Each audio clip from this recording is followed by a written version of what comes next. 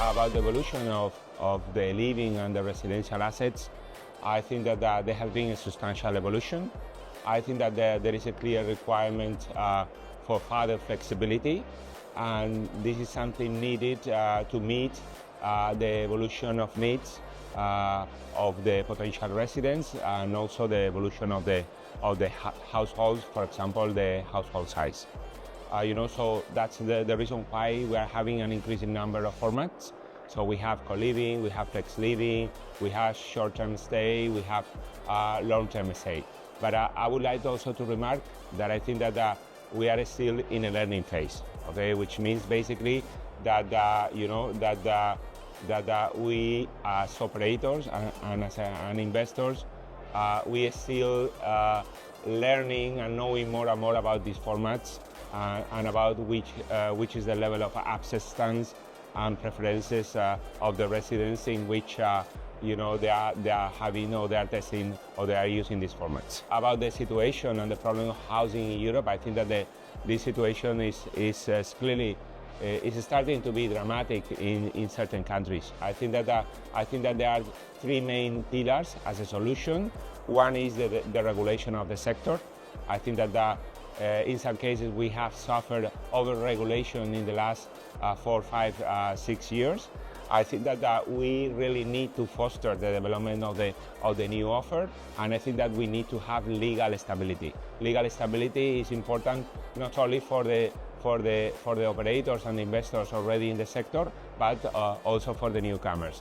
I think that because of the dramatic situation, I think that this is why this is becoming more and more important in the political agenda in some countries, for example in the presidential elections in the United States. I think that it's also good to see that for example in the UK we are starting to see that the new government is going to, it seems that they're going to have a pragmatic program for the development of the offer, and not, I think that it's going to be less focused in the over-regulation of the sector. In general, I think that the concern is about the regulation and the changing regulation. Just to remark that I think that to tackle the problem properly, I think that first we should focus in developing affordable leasing in Spain. We are very happy to be here. I think that the level of speakers is super high, but also I would like to remark at least three different things. I think that it's a great place, to understand the current situation of the real estate sector, and especially in particular the residential sector, but also to understand the expected outlook in the coming, let's say, 1-2 years.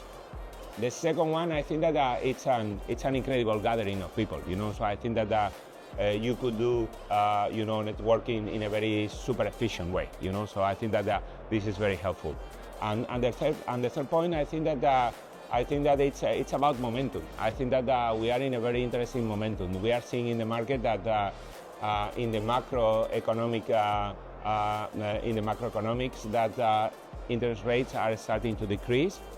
So I think that this is going to be now. I think that we are at the beginning of a turning point, for the real estate sector, and in particular for the residential sector. I think that the next year and a half is going to be very, very interesting, to see new operations in terms of developing of new offer. But I think that also we are going to be see more and more transactions. So I think that there is a lot to come, hopefully, on the debt and also on the equity side.